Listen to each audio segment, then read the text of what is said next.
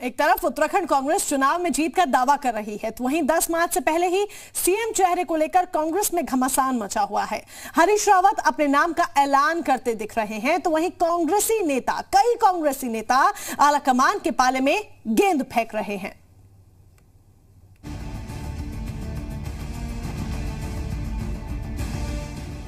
उत्तराखंड में कांग्रेस 48 सीटों पर जीत का दावा कर रही है, लेकिन इस जीत के बाद उत्तराखंड में कांग्रेस का सीएम चेहरा कौन होगा, इस पर सियासी घमासान अभी से छिड़ गया है। पूर्व सीएम हरीश रावत ने इसके लिए गेंद आलाकमान के पाले में फेंक दी है, लेकिन उनकी सीएम बनने की इच्छा किसी से छुपी नहीं है। वो मैंने कहा, जो प्रीतम सिंह जी ने कही, जो प्रदीप जी ने कही, जो और जी ने कही, वही सब सही। हरीश रावत भले ही जीत के बाद आलाकमान के निर्णय की बात कह रहे हैं, लेकिन उनके समर्थक जीत से पहले ही उनका नाम उछाल रहे हैं। धारचूला से पूर्व विधायक हरीश धामी ने दो टूक शब्दों में साफ कह दिया है कि उत्तराखंड की जनता ने हरीश रावत के नाम पर ही कांग्रेस का समर्थन किया है। इससे साफ है कि उनके अलावा कांग्रेस के पास कोई दूसरी चॉइस नहीं है। उत्तराखंड के जनमानस ने सबने जो है कांग्रेस को जो समर्थन दे रखा है वो हरीश रावत जी के नाम पे दिया है, तो निश्चित तौर पर सीएम चेहरा हरीश रावत जी है। उनसे सीनियर लीडर कौन है? हरीश धामी भले ही हरीश रावत का समर्थन कर रहे हों, लेकिन कई नेताओं के बयानों से ये भी लगता है कि हरीश रावत के लिए सीएम बनने की राह आसान नहीं है। प्रीतम सिंह और यशपाल आर्य तरीके नेता आलाकमान के निर्णय को ही आखिरी डिसीजन बताते हुए ये भी इशारा कर रहे हैं कि कांग्रेस के जीतने पर सीएम कौन होगा, इसका फैसला इतनी आसानी से नहीं होने वाला।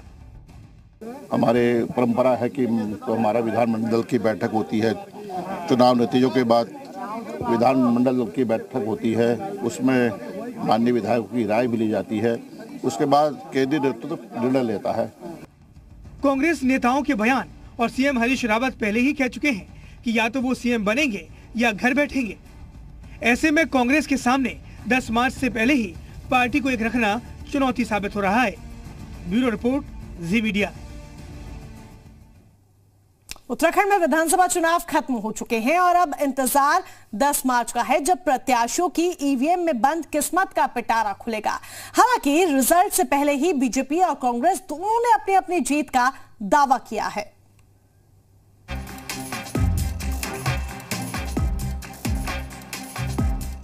उत्तराखंड में विधानसभा चुनाव खत्म हो चुका है और अब इंतजार 10 मार्च का है, जिस दिन मतदान के नतीजे आएंगे।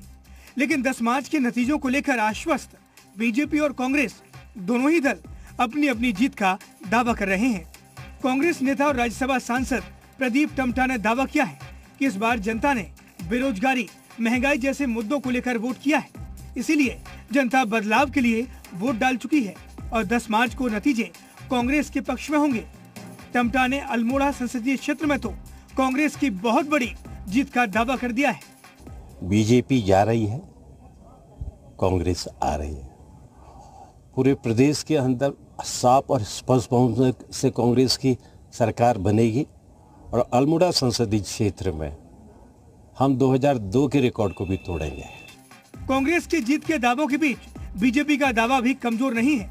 कांग्रेस की जीत के दावे से एक कदम आगे बढ़ते हुए बीजेपी अपनी जीत को लेकर इतनी आश्वस्त है कि उसने तो जीत के बाद की रणनीति पर काम करना शुरू कर दिया है। हल्द्वानी में बीजेपी के प्रदेश महामंत्री सुरेश भट्ट ने बीजेपी कार्यकर्ताओं और पदाधिकारियों की बैठक ली, जिसमें बीजेपी कार्यकर्ताओं को चुनाव में दिए गए दिशा निर्देशों के आधार पर फीडबैक लिया जा रहा है। इसके अलावा पार्टी के अंदर जो लोग नए जुड़े हैं वो पार्टी को कैसे मजबूत कर सकते हैं, इस पर भी चर्चा की जा रही है। सुरेश भट्ट का दावा है कि बीजेपी उत्तराखंड में फिर से सरकार बनाने जा रही है। जनता पार्टी कंफर्टेबली फिर से हम सरकार बना रहे हैं। कितनी सीटें आ रही है भाजपा की, कितना दावा करे सीटों का? ये तो अब 10 को पता लगेगा, लेकिन उनका सरकार हम बना। मतदान के बाद दोनों ही दल अपनी अपनी जीत का दावा कर रहे हैं। बीजेपी सरकार रिपीट करने का दम भर रही है तो कांग्रेस वापसी का। बहरहाल फैसला 10 मार्च को तय हो जाएगा। ब्यूरो रिपोर्ट, जी मीडिया।